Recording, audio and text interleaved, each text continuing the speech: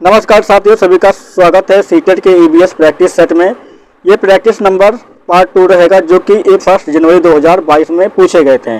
चलिए आइए देखते हैं हम क्वेश्चन नंबर देखते हैं। पहला, निम्न में से प्राथमिक स्तर के पर्यावरण अध्ययन का उद्देश्य क्या है? पहला, लैंगिक भेदभाव से संबंधित मुद्दों पर सीखने वाले को संवेदनशील बनाना। दूसरा, स्थानीय उपलब्ध सामग्रियों से सरल प्रारूपों का विकास करना। विद्यार्थियों को उच्च प्राथमिक विज्ञान संप्रदायों के लिए क्रमिक रूप से तैयार करना। या विकल्प नंबर 4, विद्यार्थियों को उनके आस पड़ोस में उपलब्ध व्यवसायिक विकल्पों की ओर अभिमुख करना। चलिए बताइए क्या हो जाएगा इसका उत्तर हमारा? इसका उत्तर हो जाएगा हमारा विकल्प नंबर पहला, लैंगिक भेदभाव से संबंधित मुद्दों पर सीखने वालों को संवेदनशील बनाना। प्राथमिक स्तर के पर्यावरण अध्ययन के उद्देश्य में लैंगिक संवेदनशील का विकास भी समाहित होता है, जबकि पर्यावरण अध्ययन का उद्देश्य अवधारणाओं को समझना है तथा चिंतन करके अपनी अभिव्यक्ति देना है। इससे छात्र के बौद्धिक स्तर में वृद्धि होती है। तो सही उत्तर हो जाएगा इसका हमारा विकल्प नंबर पहला। चलिए देखते हैं क्वेश्चन नंबर देखते हैं अगला। क्वेश्चन नंबर देखते हैं 2, शिक्षिका ने अपने विद्यार्थियों को भोजन के रूप में ग्रहण किए जाने वाले पौधों के विभिन्न भागों जैसे जड़, तना एवं पुष्प के नाम जानने के लिए अपने परिवार के सदस्यों से परामर्श करने के लिए कहा। इस क्रियाकलाप की अभिकल्पना की गई है।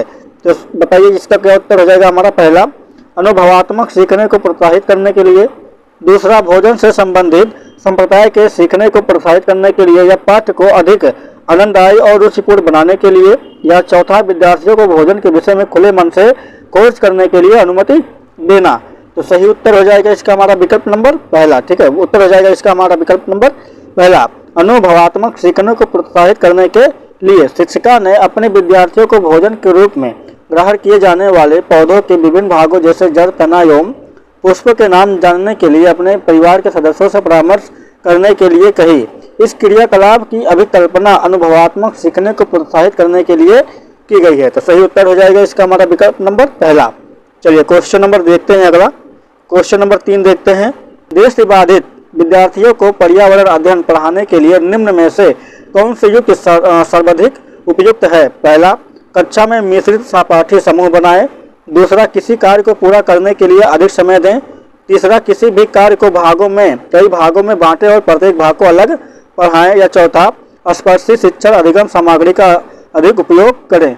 चलिए बताइए इसका क्या उत्तर हो जाएगा हमारा? इसका उत्तर हो जाएगा हमारा विकल्प नंबर डी पार्ट। ठीक है, स्पर्शी शिक्षण अधिगम सामग्री का अधिक उपयोग करें, क्योंकि क्वेश्चन में पूछा गया हमसे दृष्टि बाधित बालकों के लिए। तो इसका उत्तर हो जाएगा हमारा विकल्प नंबर 4, स्पर्शी शिक्षण अधिगम सामग्री का अधिक उपयोग करें। क्वेश्चन नंबर देखते हैं अगला, देखते हैं हम। चलिए क्वेश्चन नंबर देखते हैं 4, पर्यावरण अध्ययन का शिक्षण करते हुए पाठ का वह उपयुक्त स्तर जिस पर विद्यार्थियों का आकलन किया जाना है। पहला, पाठ के अंत में। दूसरा, पाठ के आरंभ में। तीसरा, जब विद्यार्थी आकलन के लिए प्रस्तुत करे। या विकल्प नंबर 4, शिक्षण अधिगम के दौरान। चलिए बताइए क्या हो जाएगा इसका उत्तर हमारा? तो सही उत्तर है इसका हमारा विकल्प नंबर 4, शिक्षण अधिगम के दौरान। पर्यावरण अध्ययन का शिक्षण करते हुए विद्यार्थियों का आकलन शिक्षण अधिगम के दौरान करने से उनकी सीखने में समस्याओं का तत्काल निदान संभव होता है। तो सही उत्तर हो जाएगा इसका हमारा विकल्प नंबर 4। क्वेश्चन नंबर देखते हैं अगला, देखते हैं हम। चलिए क्वेश्चन नंबर देखते हैं 5, आपको अपने विद्यार्थियों के पर्यावरण अध्ययन परियोजना का आकलन करना है और उन्हें शीघ्र प्रतिपुष्टि फीडबैक देना है। आप आकलन के किस साधन का चुनाव करेंगे? पहला, अवलोकन। दूसरा, क्रम निर्धारण मापनी। तीसरा, जांच मापनी। और चौथा, सहपाठी आकलन। चलिए बताइए क्या उत्तर हो जाएगा हमारा इसका? तो सही उत्तर है इसका हमारा विकल्प नंबर 3, जांच सूची। आपको अपने विद्यार्थियों के पर्यावरण अध्ययन परियोजना का आकलन करना है तो उन्हें शीघ्र प्रतिपुष्टि फीडबैक देना है, तो आप जांच सूची साधन का प्रयोग करेंगे। आकलन की जांच सूची विधि में किसी परिणाम या प्रदर्शन में उपस्थित या अनुपस्थित तत्वों का पता लगाते हैं, जैसे कौशल, व्यवहार, भ्रम आदि। तो सही उत्तर हो जाएगा इसका हमारा विकल्प 3। क्वेश्चन नंबर देखते हैं अगला। चलिए क्वेश्चन नंबर देखते हैं 6, पर्यावरण अध्ययन में सीखने का आकलन का क्या उद्देश्य है? चलिए बताइए। पहला, शिक्षक विद्यार्थियों को उपलब्धियों के विषय में जानकारी एकत्र करे। यह मूल्यांकन की अपेक्षा शिक्षण का एक मार्ग है। यह विद्यार्थियों द्वारा नवीन या नया ज्ञान में दक्षता प्राप्त करने की प्रगति के विषय में प्रतिपुष्टि देता है। या विकल्प नंबर 4, यह विद्यार्थियों के सीखने के बारे में सूचना देता है जिससे अगले चरण के लिए उन्हें सहारा दिया जा सके। तो चलिए बताइए क्या उत्तर हो जाएगा इसका हमारा। तो सही उत्तर है इसका हमारा विकल्प नंबर पहला। ठीक है, शिक्षक विद्यार्थियों को उपलब्धियों के विषय में जानकारी एकत्र करे। तो सही उत्तर हो जाएगा इसका हमारा विकल्प नंबर पहला। चलिए देखते हैं हम क्वेश्चन नंबर देखते हैं अगला। क्वेश्चन नंबर देखते हैं 7।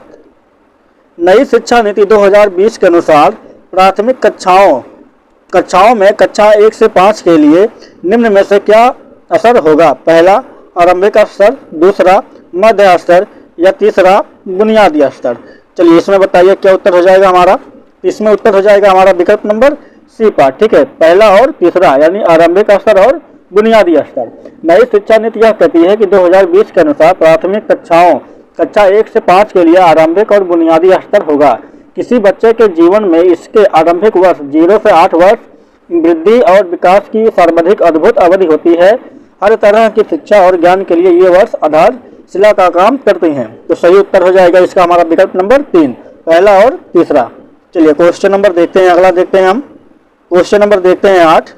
प्राथमिक स्तर पर निम्न में से क्या प्रक्रिया कौशल नहीं है। पहला मानचित्रण करना, दूसरा क्रियाशील परिवर्तनों को परिभाषित करना, तीसरा परिकल्पना की जांच करना, चौथा तथ्यों को अनुस्मरण करना। चलिए बताइए क्या उत्तर हो जाएगा इसका हमारा। तो सही उत्तर है इसका हमारा विकल्प नंबर 3, परिकल्पना की जांच करना। प्राथमिक स्तर पर परिकल्पना की जांच करना प्रक्रिया कौशल नहीं है। प्रक्रिया कौशल के अंतर्गत मानचित्रण करना, क्रियाशील परिवर्तनों को परिभाषित करना तथा तथ्यों को अनुस्मरण करना आदि हैं। तो इसमें क्वेश्चन में पूछा गया है कौशल नहीं है, तो विकल्प हो जाएगा हमारा 3। सही उत्तर है विकल्प नंबर 3, परिकल्पना की जांच करना। चलिए क्वेश्चन नंबर देखते हैं अगला। देखते हैं हम क्वेश्चन नंबर देखते हैं 9। थीम परिवार तथा मित्र में निम्न में से कौन सा उप थीम है।